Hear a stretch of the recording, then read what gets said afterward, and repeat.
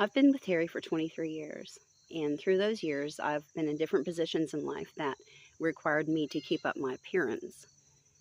But life changes, and wasn't so important later on. But through all of the phases, he accepted me. No makeup, morning breath, bedhead, all of it. I knew he loved me no matter what I look like. But the only thing is I fell into complacency, and it was real easy to do. I mean, to be perfectly honest, I went full on homeless Sparrow Michelle.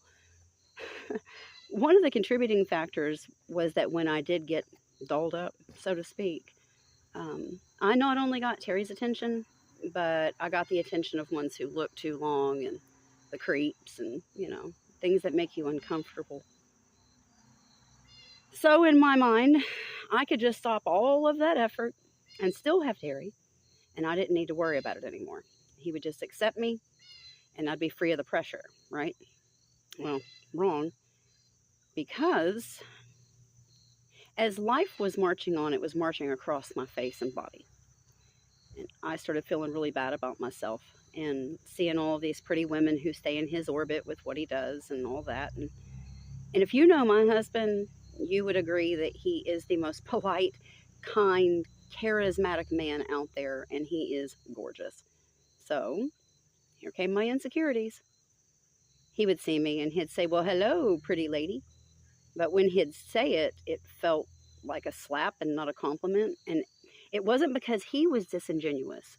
It was because I knew I looked like somebody that people would pay 3 pence for to see in a zoo. So, with my recent awakening, I decided to give it to God. And I prayed. And I said, "God, please keep his eyes and heart pointed at only me." But you know what God said? He said, "Why? What do you do to earn the eyes outside of the heart? I made men and women different for a reason.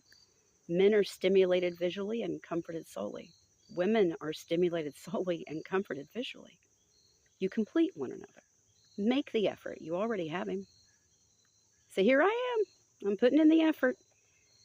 Not because he would stop loving me or cheat on me or anything like that. The man has had 2 decades to do all that. I'm going to do it to honor him, because giving him a bride to be proud of in public is important. I mean, okay, would you go to church in your pajamas and messy hair with no effort? No, you wouldn't. So why would you present yourself that way to the one and only person that really matters? I see the stares from the creeps, but I also see him put his arm around me and pull me tight. He is my umbrella. I just have to hold him up with honor and faith. Women are given seed and make babies, given a house and make homes, ingredients and make meals.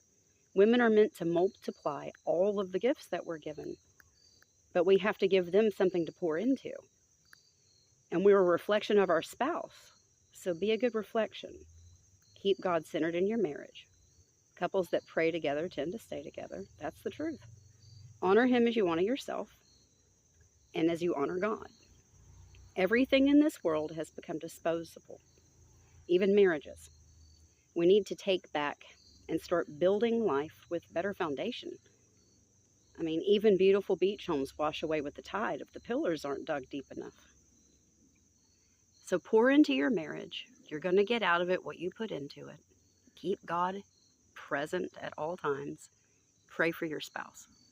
Pray for their happiness, their wellness, their clearness of mind, and their heart anchored in God. Well, you guys, just remember, sometimes church is Creekside, nowhere Kentucky. Pouring your heart out. You have a blessed day. God loves you.